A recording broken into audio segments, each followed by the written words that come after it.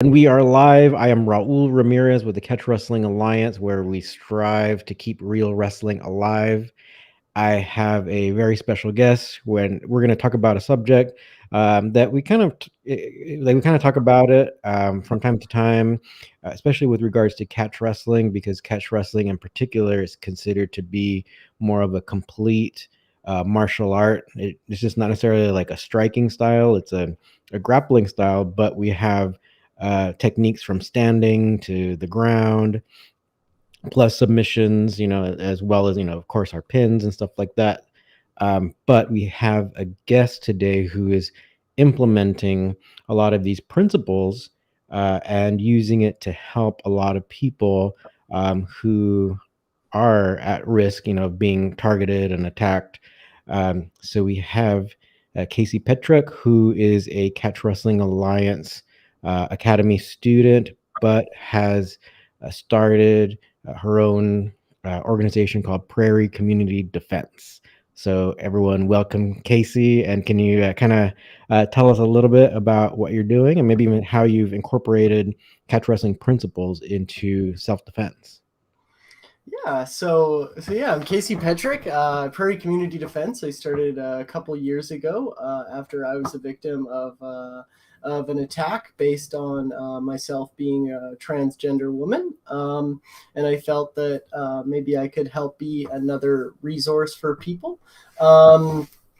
What I do is I like to take the principles of catch wrestling, such as like the takedown, the pin, the submissions for control, and I like to apply these to different self-defense scenarios that maybe don't necessarily apply to the sport, but I feel really can help people dealing with situations just in their everyday lives, where they could be the victims of random attacks or even witnessing random attacks. In my case, there were plenty of bystanders around, but nobody felt that they were capable of reacting to the situation.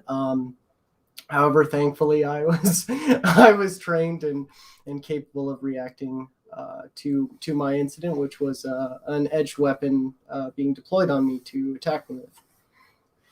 Yeah. Yeah, Mhm. so can you give us a little bit more of the story, because I think a lot of people don't, or maybe they have some kind of different notions about street self-defense or stuff like that, where online you might see all these advertisements, or at least I see some advertisements where uh, a lot of times it's like some crazy or like some really aggressive instructor showing like these really intense situations, and of course, if you do get attacked, um, it's going to be intense. But can you kind of give a little bit more of a description about what occurred? Yeah, so in my situation, the first big one that you always hear is, running away is the best. So in my situation, I was on an underground LRT platform. There were dozens of people around. I don't have an exact count. There were trains on either side of me and stairs on either side of the platform. The person attacked me for the way I was dressed. I was wearing a shirt that showed my midriff. I am a visibly transgender person, and they called me hate slurs. I won't elaborate too much on that, but they called me hate slurs, and then I was basically forced to defend myself as they approached me. I had I had kicked them several times in a panic. I kicked them twice, and both of the times I was able to back up a little bit and use the benches on the LRT. They then drew the edged weapon. I kicked a third time, and then I backed up again. And this time, the attacker chose to back off and flee up the stairs with their BMX that they had shouldered, and and that incident. As I looked around, everyone had just stood in complete silence, and no one had called for help or attempted to really do anything. And for me, that was kind of a big deal. And I had been at home, and I've been studying all these different grappling arts and martial arts, and that's how I had even known to keep that distance. And for me, it really exposed a lot of the myths that I had felt I could be dependent on in self-defense, and it really made me question the realism of these scenarios.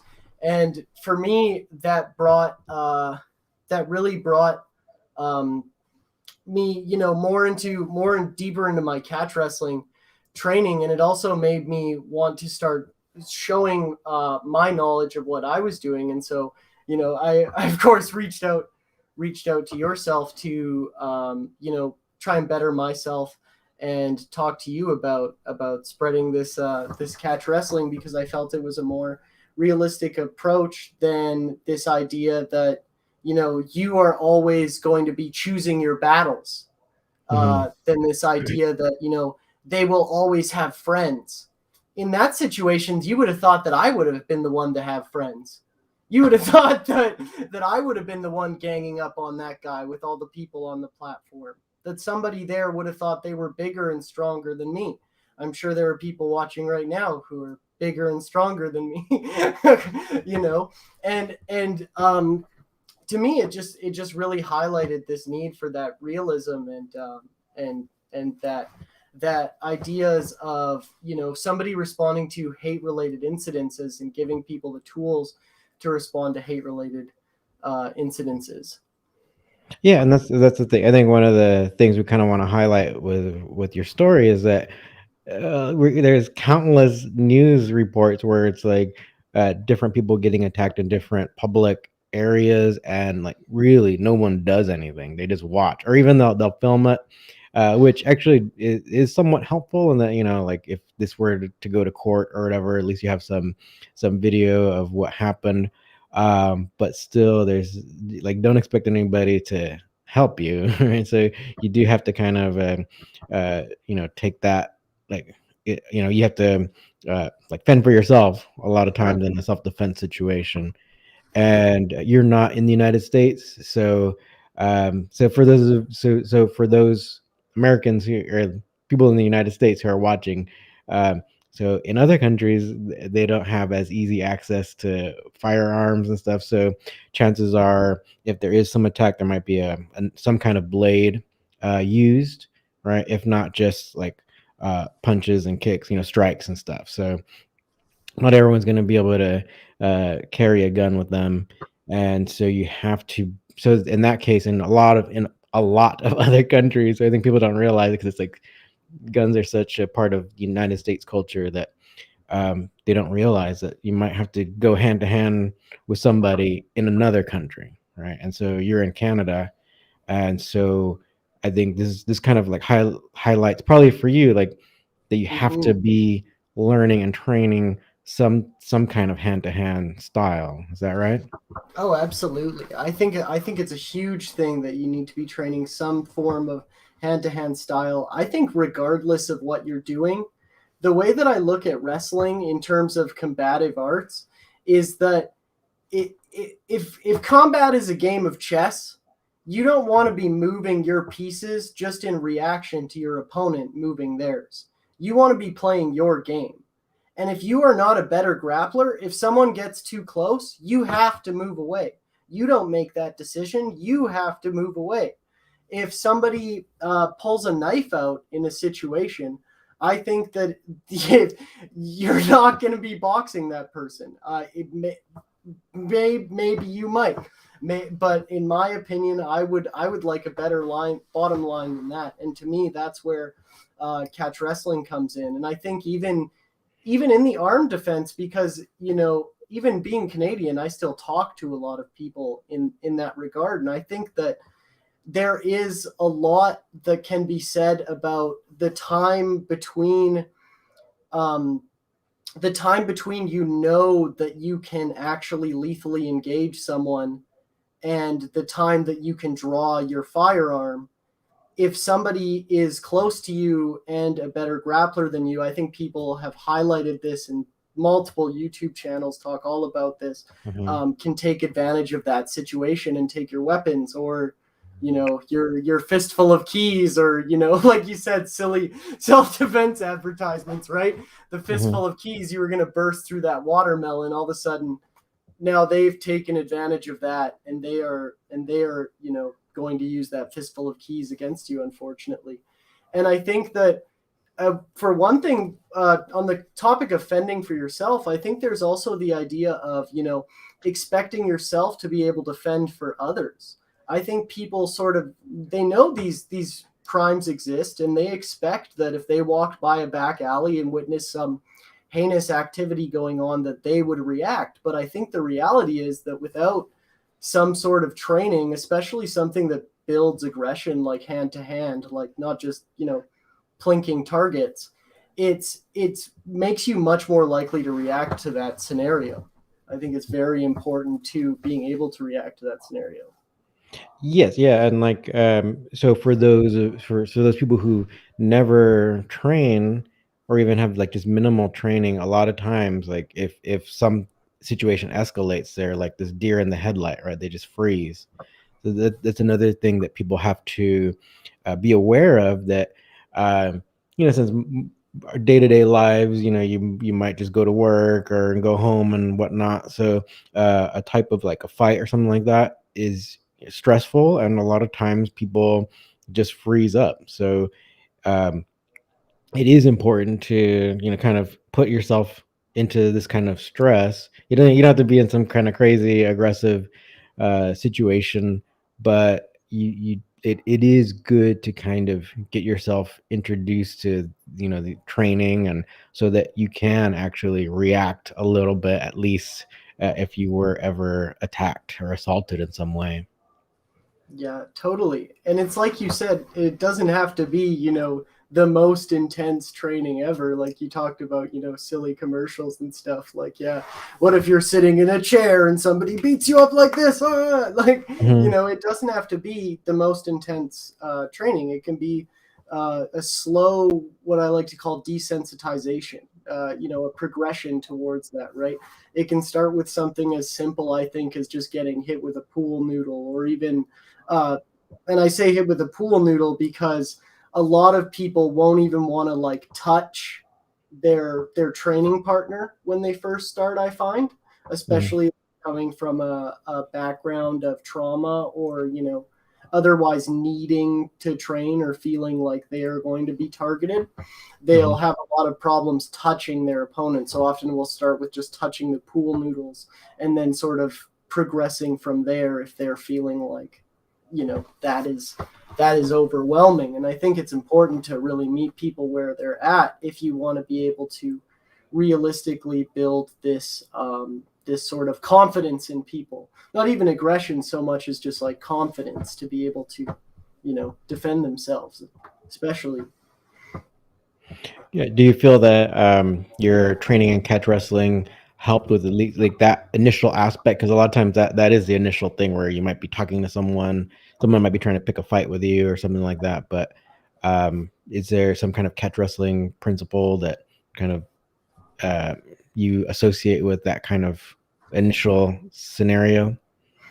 Yeah, absolutely. I think that the idea of game plans helps me a lot from catch wrestling, and having like a good catch wrestling game plan, and really understanding the use of submissions for control as well, and understanding how that works, I think really helps me feel confident in these scenarios, because I understand that, like, not only do I have an advantage in most takedown scenarios, because like we catch wrestlers are a sliver of a sliver in terms of the world of martial arts, where most people are untrained, and then of that, few people do grappling, and then even of that, a fewer portion are doing catch wrestling and wrestling, as opposed to, say, submission wrestling or jujitsu, or at least from my understanding. And I Yeah. think that gives you a big advantage in self-defense, because if you are someone who can dominate with the takedowns, and you're someone who can use these controlling submissions and positions, that you are going to be able to largely, largely feel confident going against even, slightly larger opponents, especially if they're untrained. Any trained person will tell you, though, you're feeling confident against someone who's untrained. Mm-hmm. But I think the biggest thing for me is just knowing that I have that in my back pocket and as my sort of bottom line, that this is going to work anywhere. Like, this is going to work whether I'm on the ground, whether I'm pinned against a wall or against the floor, or, these are things that are going to work in close contact. If this goes south, I have something I can do pretty much regardless of how south it goes. And I think that that's super important, and that's, yeah. Yeah, no, it kind of made me think of like, I've also done a lot of like the self-defense training stuff, but you'll even go on YouTube and you'll see how the U.S. military drills, like trying to if you get someone down on the ground and you try to take their handgun away or their knife away or something like that. So you don't necessarily, like, if you grab someone's hand that's holding a weapon, you don't necessarily want to pull them down on top of you, right? You probably want to have more of a wrestling approach, right, where you're on top of them, pinning down that hand and seeing if you can't disarm them. Yeah, absolutely. I think that's such a huge thing too. And like, going for that, you want to be in top position the whole time. You want to maintain that dominance the whole time. And I sort of talk about this idea of conversations that happen in the same house but not in the same room. Everyone always talks about, forgetting that you have a knife on you. If you're the person with the concealed knife, you'll be in the situation, you'll forget about the knife on you. Nobody ever talks about, okay, what if the attacker forgets they have the knife on them, until you all of a sudden are strangling them out in guard, and then they remember, or one of these positions where you've given them bottom, and all of a sudden, oh right, I have an advantage, I have an edge that I can use for leverage to get out of this position. I would much rather just fight with sort of one methodology that is only going to very slightly change if an edged weapon is brought into the scenario, because I feel the edged weapon is so likely, like, especially as a Canadian, it is so likely, it is so common. Or even like, they have like names like Winnipeg handshake and stuff for like broken beer bottles and stuff. like these are very, very common tools. Another catch wrestling principle I think applies for self-defense is the ability to fight blind. The ability to be able to touch someone and sort of know where that part of the body is, or even just based on their leverage of you, knowing what part of the body you're holding is super useful in an environment. Like, I'm from Edmonton, and everyone here is carrying bear spray. Bear spray and pepper spray are super common devices that people will use, and you need to be able to fight blind. And I've seen people win blind fights using simple things like double legs. Just getting them on the ground and ground and pound them while they're completely blinded. And I think that's a necessary thing to know in self-defense, is how to fight blind. And I don't like, in my self-defense, I don't want to be someone who is switching. I don't want to be like 90% of my game plan is to punch, kick, elbow, whatever, and then somebody pulls out a knife and then all of a sudden my game plan changes. I don't want to do that. I like catch wrestling because I can just keep doing my game plan all the way down the chain, and chances are it's going to work with very few differences. Like, there's obvious ones, like if somebody pulls out a knife and you double leg them, they could stab you in the back, like stuff like that. But like, very, very small differences in the way that your wrestling game will function versus your self-defense game or what have you. Yeah, no, I think you brought out a lot of great points, because that is the thing where it's, and I think, well, talking about sport fighting like MMA or whatever, that's why I talk about like catch wrestling being one of the better base styles, because They're like, as opposed to amateur wrestling where it's just focused on points and pins. Catch wrestling has no points, and you still has the pins, but has the submissions kind of baked in as well. So there isn't this thing where it's like, oh, I trained in amateur, and then now I got to train in jujitsu, but then they're really opposite. So then it creates this confusion in the brain. So um, I think that kind of goes to what you're saying, where it's like if you have kind of catch wrestling like as that base there, then you can always easily add certain things, and maybe like elbow strikes or whatever. But it does have a lot of, like, say, grabbing the wrist and wrist control, taking them down that way, and like how you said about fighting blind, it's super important. And like by touching the person, yeah, you can totally kind of like detect what the rest of the body's doing. But if you're just trying to box someone, you're just touching them, and then, yeah, how you said, like, what if you get sprayed, and then all of a sudden you are blind, and then if you can't close that distance, then they could easily just hurt you very bad. Yeah, it's just one pivot away, right? Like they pivot and all of a sudden you've lost them if you don't have that contact, right? Mm-hmm. And the thing about boxing that any boxer will tell you is, like, you got to take shots to make these shots. A lot of the times, like, you're counting on the fact that, like, this cross is going to counter this cross if I do it at a certain time. Mm-hmm. But that doesn't apply if their cross is 6 inch longer and a knife. Mm-hmm. Like, there are certain aspects that drastically change for some arts, where I feel like in others it's less of a step. And I feel like that can be a problem, because it requires you to recognize that the knife is there, for one thing, in an edge scenario, which is, knives are meant to be used, not seen, is something Mm-hmm. like people talk about that all the time, right? Mm-hmm. You have to see it in order to react to it. But Yeah. if my goal was to double wrist lock someone, for example, and I get them down in a double wrist lock and they haven't drawn a knife yet, and they draw a knife with the other hand, and I don't even see it, and I just keep double wrist locking them all the way until their arm is basically broken and they're in a control position. Whether I notice the knife or not, I'm probably safe. I'm probably going to be able to continue to control them and get away from there. It is not the same as if I am, doing a game plan that, is involving knocking them out in the third round, and all of a sudden they pull out a knife in the first, and like, that becomes a huge issue of, now, okay, now I have to, deploy my one specific move that I learned for this, or my two specific moves, or those 4 hours of training we did for knife defense, or whatever it was, that specific art does for its self-defense. I feel like it's very important, if you're serious about wanting to disarm edged weapons in your self-defense, that you have a game plan that sort of revolves around the idea that they're probably carrying a knife. Yeah. It's really great that you point that out, because yeah, and because, yeah, since I've had to travel to different countries and stuff, it's like, yeah, people, I think a lot of times Americans don't realize, like, you might encounter a knife like Yeah, elsewhere. yeah, no doubt. No. Yeah, because even, Absolutely.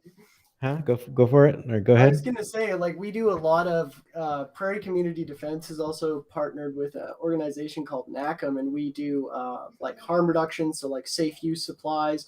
We cook hot meals, we hand out like sandwiches and stuff like that. And there have been, situations where I have had a machete the length of somebody's forearm, pulled on me, and just like wiggled around, and just like, Hmm. hey, I didn't freeze. I was just thinking about what my move would be in my game plan. I knew that I'm probably going to get hit with a machete, but I just pulled out my pack of smokes, and he calmed down, and he was just having a bad day. But you know these are moments where, like, I'm very, very glad that I have that catch wrestling in my back pocket, because people talk about, oh, well, Kasey, that's a machete. You're not going to be able to do anything against the machete without getting hit. And I just kind of like think about like, yeah, have you ever seen somebody with like 13 machete marks on them? Like I'll be glad I have something to do, and not just houseplant in the event that I get hit with Mhm. one blow. And I think that people who've lived through situations like that, they know what I'm talking about, because like that's real. You need something to respond to in the event that you do, get cut or whatever, like people say, right? Yeah.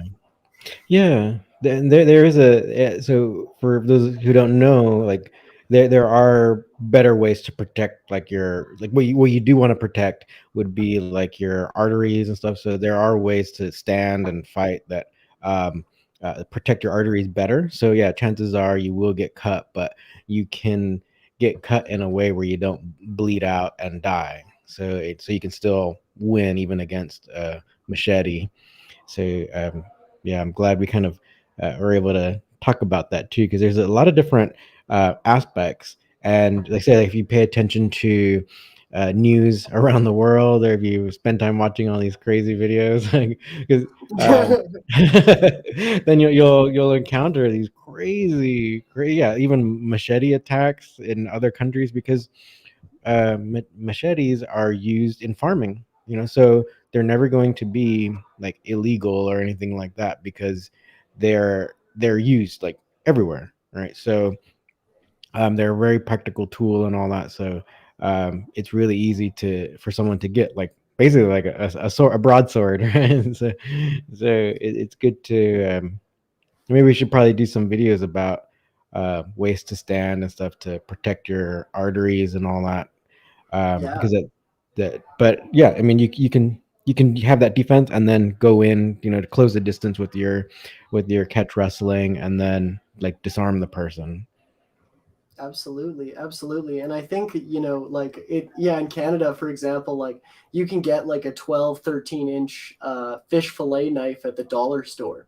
So like for $2, you walk out with something like really nasty, thin little like fish fillet knife, like not very pleasant. But one thing I was going to touch on, and I think, you're very much, big into the fight world. So this is a huge thing in combat sports, is knockout potential. And we were talking about, realistic martial arts for, smaller people versus bigger people. And I Hmm. think this applies doubly in edge martial arts when we talk about getting cut, is how much knockout potential are you going to lose with every cut, and how much knockout potential are you going to lose with every strike, especially as a smaller person. If you're a smaller person trying to knock out a bigger person, and this is what I mean by knockout potential, the potential of you incapacitating them with that strike is quite small to begin with, but it's going to get smaller and smaller as you get more exhausted from doing these strikes. I think the submission potential, I would call it, is much greater. The Mm. like for a smaller person to be able to submit a bigger person, I think it takes a lot less energy, and I think it can be done even at like really late points in the fight, because there are a lot of submissions where if you get into the right position, you just sort of fall into it, right? And you're Yeah. dropping like it's too much, like it's too much for the joint to handle, because the if you're doing it correctly. And I think that that's an important part of edge defense, because if you're getting cut, your circulatory system is now open, there's less pressure, you're losing that knockout potential fast. And I think for smaller people, like you don't have much to begin with, and you're losing it fast if you're, trying to hammer fist your way out, or even elbow your way out. um, it's hard for a small person to knock a big person out with their elbow. Even like, I'm sure there are some people scoffing at that right now, but I think it's hard. As a small person who has fought big people, I think it's hard. Well, And yeah, and the thing you got to take into consideration with that, like especially like being able to knock someone out, a lot of times it's not just your arm moving, right? It's like that whole waist, getting your body behind that move. And if you're, so even if you're ground and pounding someone, you can even see it in MMA where it's like a lot of times the when you're on top of them, you don't really have that wind up so much. So like the people who are getting ground and pounded are basically getting these little rabbit punches, these little taps, even if it's elbows, maybe they'll bleed or whatever. But a lot of times, if they're pinned, right, and they just take too many punches, the ref stops it. It's not like they get knocked out, right? Yeah. Right. So I think that's kind of like maybe to give a illustration as to what you were talking about. So yeah, that even at those times, you're even though if you were in a sports situation, you would have gotten the TKO, but there's no ref that's going to stop it and say like, hey, you won, right? Yeah, there's no ref that's going to stop that guy from taking a 5-minute break and then getting back up either. And I think that's something that I was watching a fight breakdown, and the guy made like a cheeky comment about that. He's like, "Oh, this is the street, so there's no ref to push them together."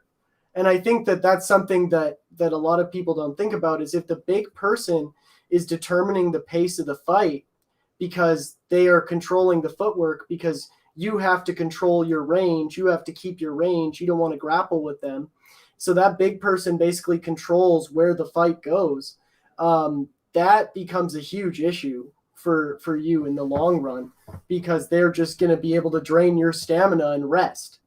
And that could be a huge issue in the long run, because I think that's a great thing about the sport of catch wrestling. And one of the things I love about the sport is the clock goes up, as it were, right? Like, and I think it really highlights the idea that, like, okay, try doing those 40 rabbit punches, and then, okay, that was 10 minutes into your fight.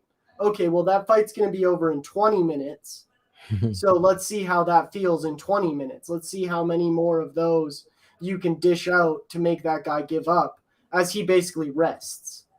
Because you're either seriously damaging your opponent, or, like, it's like, I like the chess metaphor, because in chess, sometimes people just move around the board. They just move their pieces for the sake of moving their pieces. And I think that that's sometimes what some of this, vital target striking ends up becoming, is sort of like, you're not going anywhere. But like you said, you can see it in MMA. Oh, the ref would have stopped in. Well, there's no ref. So unless you're actually damaging that person, your energy is being used on that. Is it a worthwhile investment in the long run? Yeah, I think these are great points for people to think about. So hopefully the audience is enjoying it. So maybe we can see what kind of hate comments we got in the in the Yeah, no doubt.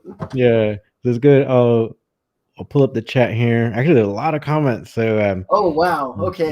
yeah, a ton. So let Who me would have thought? So controversial. yeah. So I'll go to the beginning. So a few people saying hi, which is cool. So Palash, hi. um, Palash believes that strength is needed. What do you think about that? I think that strength is a part of things, but I think in terms of the pyramid, you need your technique beats everything, because timing beats everything. And I have fought people while I was on an estrogen program, and they were openly taking testosterone. A lot of cool dudes I've wrestled with who, they like they're not competitors, they're not cheating, they just like their steroids, and that's cool. And we wrestled, and yeah, like, I think strength is it can be a little overrated. I will say that, but I think that yeah. Yeah, no, I think that kind of makes sense, and that's one of the things about catch wrestling, where back in the heyday, there was no time limit, so tiring the other person out was a strategy, because like at the world championship level, you got two guys that were at the same like skill level, so then you have to employ the tiring out kind of strategy, right? But also too, I believe that fighting is kind of like this great equalizer. So like whoever has the better skill and know-how, will probably win, right? And hopefully they don't gas out, right? If it takes too long, right? But that's kind of the like my perspective. Yeah. So do you have any other comment, or we Oh, I can go was to? gonna say, yeah, I was Mhm. just gonna say that, like, people don't people don't usually make these comments about other sports, and I think that like if people were like the people, you could say the same thing about basketball, right? Like if you don't have good strength in basketball, you're not going to be as good as basketball. You're not, if you don't have, you're not going to be able to think as well if you don't have that, strength for basketball and that endurance for basketball. But nobody's, sort of telling basketball players like, the key to your basketball game is that you're strong. Like it tends to be just a thing that people say for fighting. So yeah, no, I was just gonna say like it's technique. You get good at what you train for. What you train is what you get good at. You get good at what you practice.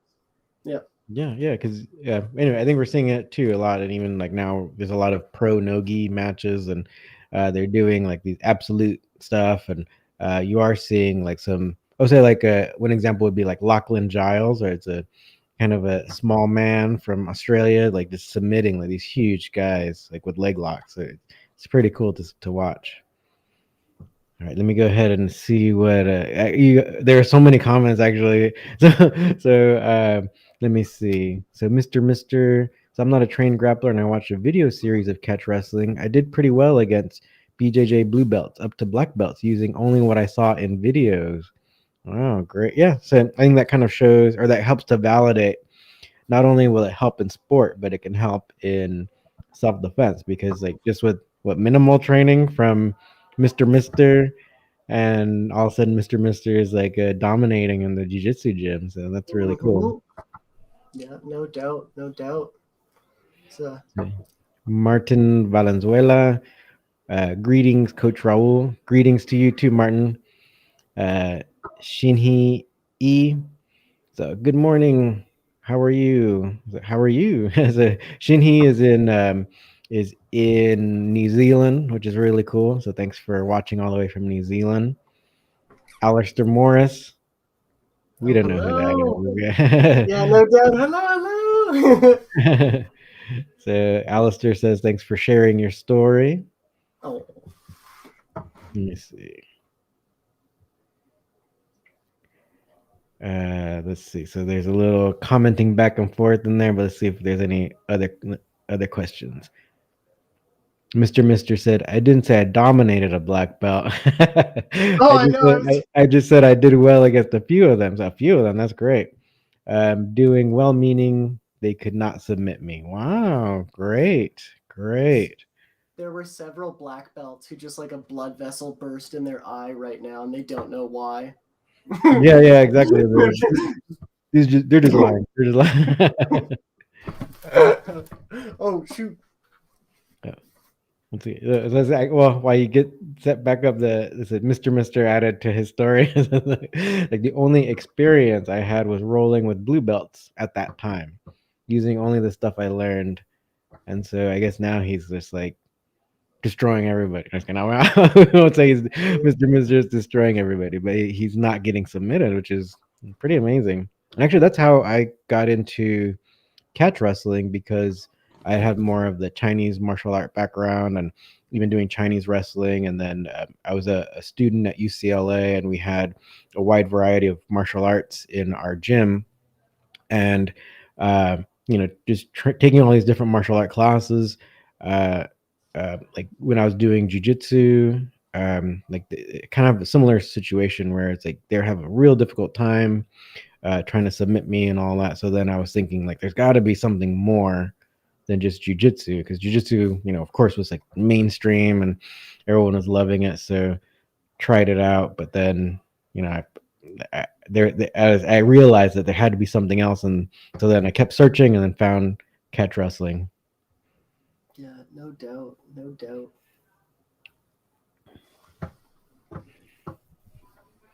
I got a humble brag here, because Martin Valenzuela said Raul is a great catch wrestling coach. Yeah, Martin, he lives in California, and he has come to take my class, but he's kind of far from LA, so hopefully he can come more often. Let me see. So Jonathan Jimenez said leg locks does even the playing field.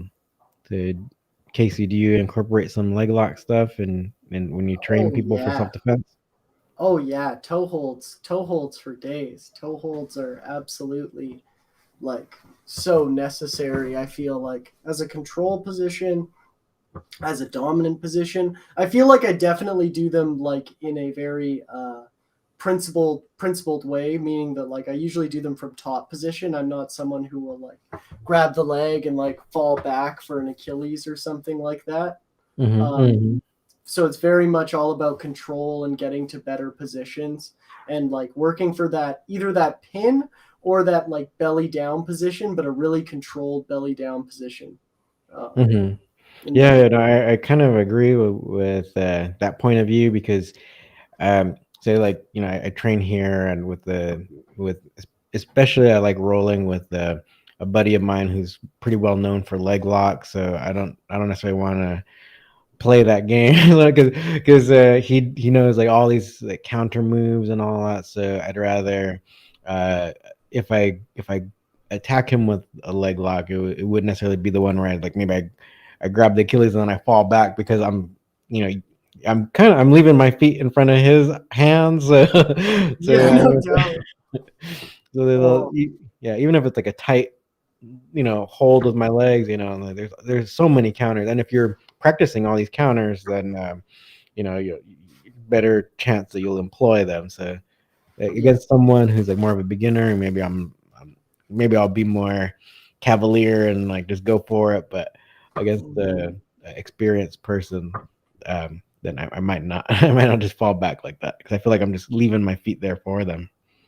Totally. I sort of, just jokingly passed that guy's point, but it is pretty believable in that, like, especially at a blue belt level, like maybe like 4 or 5 submissions.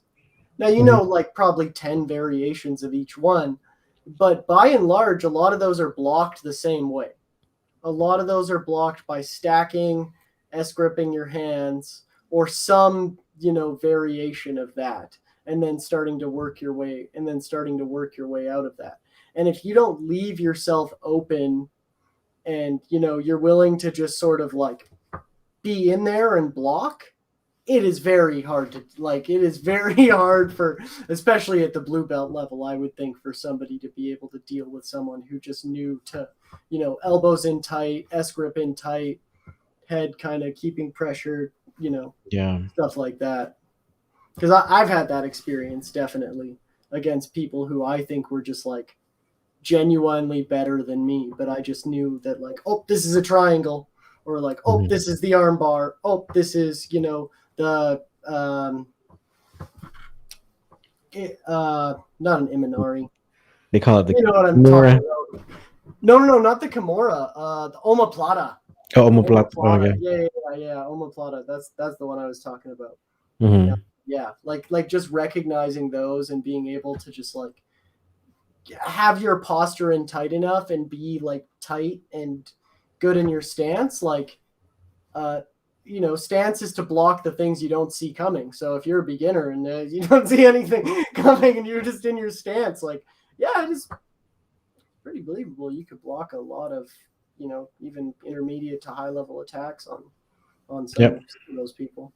Yep. I agree because if you're at a decent school, I mean that they're teaching you defense like from day one. So Yep. Yeah, let me see. absolutely. So Mr. the black belt slayer is commenting. He says, "I never did beat a black belt, so it's not slaying. You're exaggerating." Yeah, he grabs the chin. Yeah, Yeah. exactly.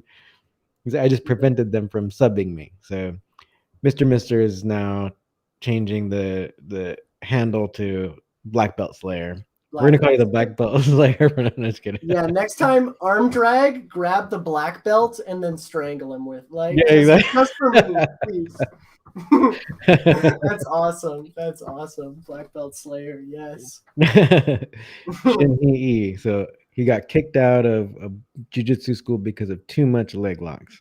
Yeah, there must have been like a IBJJF school.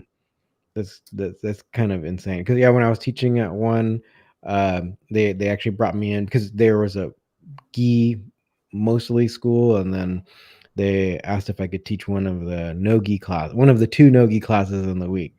But even the students were like, "Is this like legal for IBJJ or for my belt level?" And it's like, Like, serious? Is this legal? First of all, lower your voice. No. Yeah. Yeah, it is kind of weird how it's like they get into this mindset. Or I was actually kind of shocked when they asked that. It's funny because I've seen totally different cultures where I went to one gym and they were cross training Taekwondo and BJJ, and the single leg takedown they did, you actually had to hold the back of your partner's head at the white belt level, so that their head wouldn't bounce off the floor. And I went in there and I totally thought it was a can opener setup, like a neck crank. So I took my partner down and I was like, yeah, can opener. And the coach is screaming at me. So, like the cultures can be so varied. I went to another gym and I put just a simple Achilles lock, standing Achilles on a blue belt. And then it was an MMA gym, and then the MMA guys were like, "Oh, dude, you're in the wrong skill level. Come over here." And then they proceeded to neck crank me a bunch of times. It was awesome. It was awesome. So the cultures can be so dramatically different from gym to gym. I find, at least. Yeah, no, very, very true. Very true. All right, let's. Wow, this live stream got tons and tons of comments. Let me see. I'll scroll down a little bit more. Martin Valenzuela says, I agree. Strength is just a part of everything. Oh, it's just a part, not everything. Let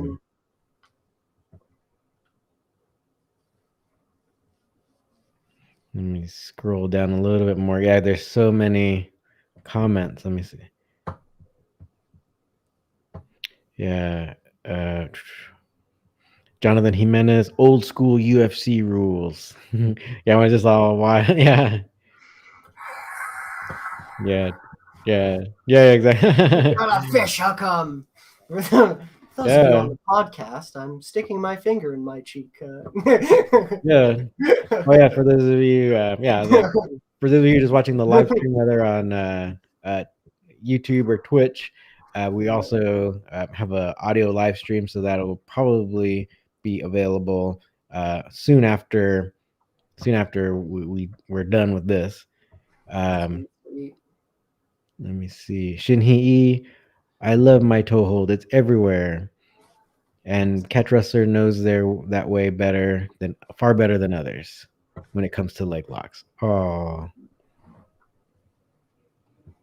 Yes. One I really enjoy on people trying like reverse triangles and stuff like that is like the overhooking toe holds. If there are any catch wrestlers watching right now and know what I'm talking about, they're probably just like, yes, get those all the time. Yeah. Oh, totally. Like just that.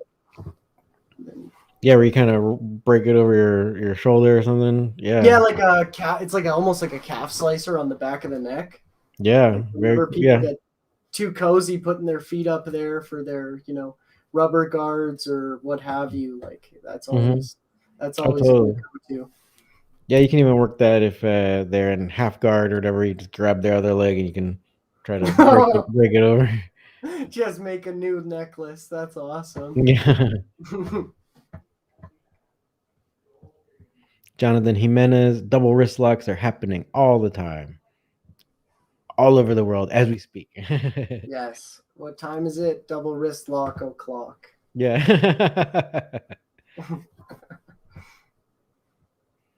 Let me see. Someone, darn, I'm sorry. I passed. Oh, Taquero Man 91. I would love to visit too. I live near Riverside. So Riverside is not too far from Los Angeles. So drive on over because we have a freeway that connects us.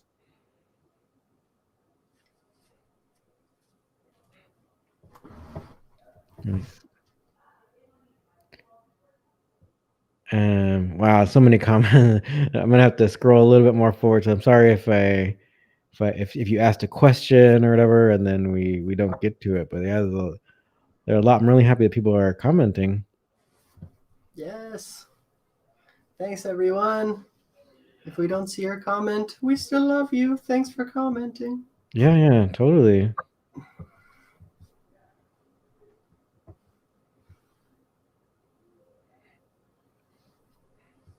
Nice. I believe so. Shinhei, I believe that as well. I still call it double wrist lock in the jiu-jitsu gym because I believe catch wrestler did it far better than any BJJ guy did. Yes, you never stop calling it a double wrist lock. It's a matter of principle. When you talk about catch wrestling principles in self defense, that's the big one. Is you can't call it a Kimura. Yeah, exactly. Yeah, and in this case too, it's like we had a name for this technique in English, before Kimura, right? So it's like let's just keep it at its proper name, Yeah, totally. And he was a judo guy anyway, so he would have called it a judo guys sounding off in the comments right now, telling me what it's called. They know. Yeah, exactly. It could be it could also too because like I know in Chinese they call double wrist lock a double wrist lock actually because it's called like pair wrist lock, right? So anyway, it's just basically it's a double wrist lock. So I'm not sure if that's the way it's written in Japanese too, but potentially. But I thought that was cool because they're not that they're not saying Kimura or whatever. They're actually calling it what we call it in English, but just in Chinese language in Mandarin. That's interesting. Yeah. So Jonathan Jimenez, neck cranks are so hype. There's a reason why it's hype because they're very effective. The one thing that's weird though, because we did make a post, like we just shared on social media a post mentioning neck cranks, and then almost always we get some not necessarily hate comments, but people were like, "Oh, I was neck cranked and it hurt me for weeks," or "I'm really scared of neck cranks." And so yeah, there's be scared, guys, please. Stay scared. No doubt. No doubt. We need to start like a GoFundMe for like the victims of neck cranks. Put some like flies on their face and stuff. Like yeah, that'd be a good idea. That was totally a crank, and then it just like zooms in on their face, like. You buy them an ice pack for. Yeah, no doubt. Some Tiger Balm. Let me see. Shinhei, I am training at a De La Hiva school. Whenever I'm in De La Hiva guard, I see toe holds and heel hooks and calf slicers. Gets me to think that the guard is useless against a leg locker. Interesting. But there's one match that I was thinking of where it was actually Craig Jones versus Boogeyman from 10th Planet, and Craig used any 10th Planet person will probably try to use leg locks, but Craig Jones entered using De La Hiva guard and got like a straight ankle lock on Boogeyman. So there's still a potential, right? So don't just discount, especially in sport. Sport jiu-jitsu. Like don't necessarily discount the other techniques because if you just let them like play their game, then yeah, you'll probably lose or you get submitted or something. I think that's so important, and I think it's like an intermediate to advanced concept too. The idea of like fighting cultures when it comes to like predicting your enemy's game plan, and like I mean that sort of on a micro scale, not even like nationally. Like for example, like the guillotine. Everyone was like, "Oh, you'll never get me with a guillotine. Nobody high level gets tapped out with a guillotine." And then that's how it was for a few years, and then all of a sudden everyone starts getting tapped out with guillotines again. So like with anything like this, you really got to take it with a grain of salt because right now you are doing what seems like a uncommon attack, but it will become a common attack because it's so good, and then the cycle goes on, right? And it's just like the guillotine where it was seen as this thing that like only new people do. It's so easy to counter, la da da da da. But then again, you see people winning championships with it. So it's just one of those things.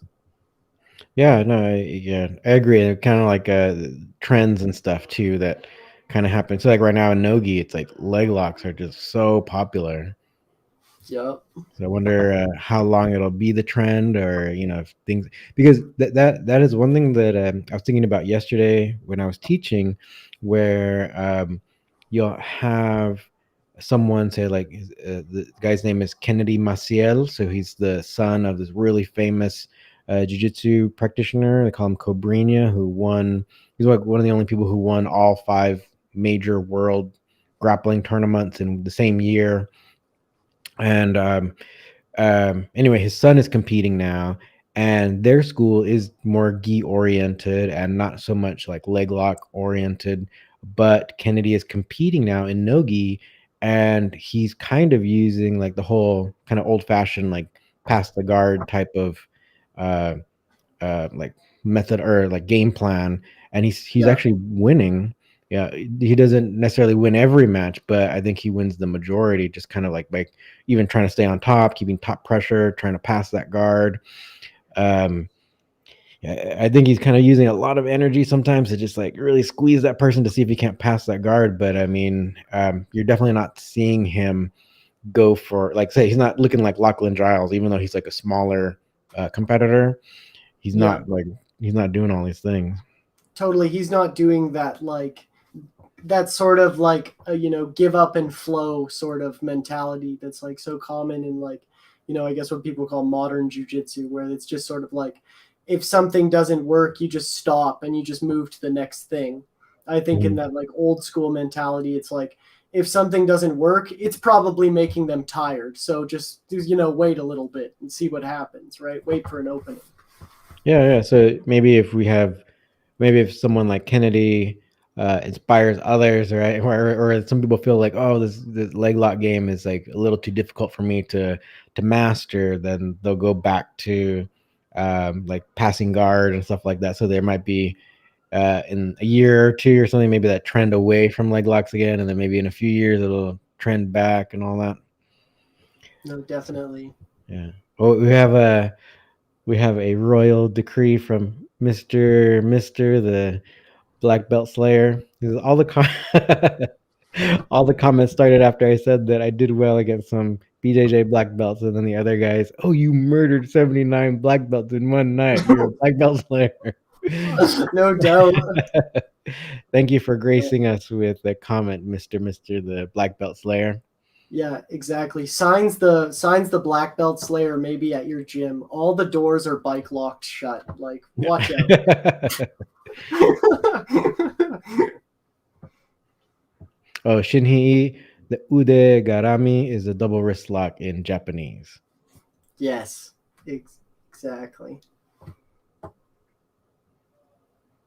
Oh yeah, Delmer Jr. A good point, because this has been going on for a while. So, who is your guest? Do you want to say your name, guest? Oh yeah, I am Kasey Petruk of Prairie Community Defense. I am a transgender woman, diabetic who has struggled with poverty and addiction and likes to help marginalized people using self-defense and a bunch of other different concepts. But my main self-defense concepts that I use are from catch wrestling. I'm also a Catch Wrestling Alliance Academy student. I highly recommend the program to anyone who's interested in learning or defending themselves or their community. Yeah, great. That was a really great introduction. I think we just kind of like time just kind of flew, so I forgot to kind of like let people know or do a little recap of who we were talking to. But is there any like, do you have like a website or anything, Oh or? yeah. Please check out. I have an Instagram. I have a Facebook page as well.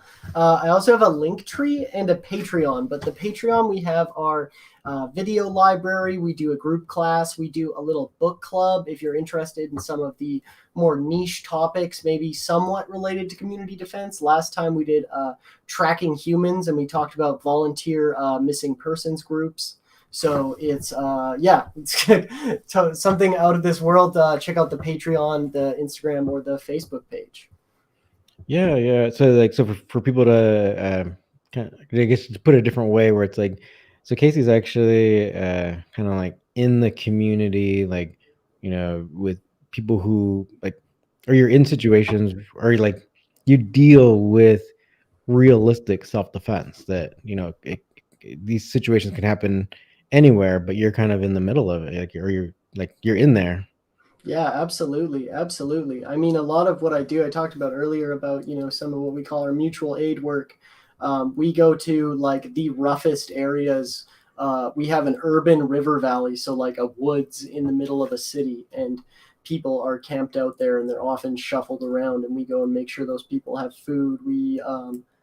Strength is the key to that, because like, damn, we get hugging water and stuff like that in and out is quite intense. But also I have experienced a lot of these situations myself with hate related incidences because of the way I dress, because of the way that I look. And yeah, I often find myself just out being a pedestrian in downtown Edmonton, seeing lots of incidences that require some form of mostly verbal intervention, but just being there and trying to better the community that way. Great. I'm sure that many people appreciate you just going in there to help. So, yeah, I'm happy you're doing that. And I'm happy that catch wrestling helps to, make you feel more confident in your work as well. Thank you. It's absolutely a massive part of what I do. So I'm always glad to be a part of this and to be a part of the Catch Wrestling Alliance Academy. It's a huge deal. It's awesome. Yeah. So thank you. Oh, good. Well, thank you for being here. So if anybody's interested in becoming a catch wrestling student and you're not like in LA or whatever, then just go to our website, catchwrestlingalliance.com. If anybody wants to support our channel here on YouTube, you can also support us. There's different ways you can become a member. If at the medium tier, you can get access to a lot of extra videos that we have there. So there's a lot of great things that that we can try to offer that to thank you for your support. So you can become a member here at our YouTube channel, or you can join if you want to be competing, or if you want to know authentic catch wrestling. You can go to our website, catchwrestlingalliance.com. And so what we'll do also is we'll link to Kasey's organization, Prairie Community Defense, in the description also. So you can find Kasey's organization as well. So we'll probably link to the Patreon, right? That might be the best one. Yeah, that would be fantastic. Thank you. Okay. Yeah, send me the link to that, and then I'll make sure to put it in the description. So Awesome. hopefully, if someone's listening to the podcast or whatever, it'll be easy. It should already be there. Perfect. All right. So I think we had a really great discussion. We actually went over an hour already. So, people can still make comments if you want, or just let us know what you want us to be talking about, and then we'll try to continue with having interesting guests. So I'm really happy that this seemed to go well. I'm happy that everyone seems to be really happy in the comments, and there's kind of a love fest going on. Being led by Mr. the black belt slayer. Yes, exactly. Now that you have dethroned the BJJ black belts, your next task is dethroning toxicity. Here you go, Love Fest. Awesome. Cool. All right, so we'll go ahead and end it here. So thank you, Kasey, and thank you to everyone who supports us, because you all together help keep real wrestling alive. Thanks again. Thank you for having me on.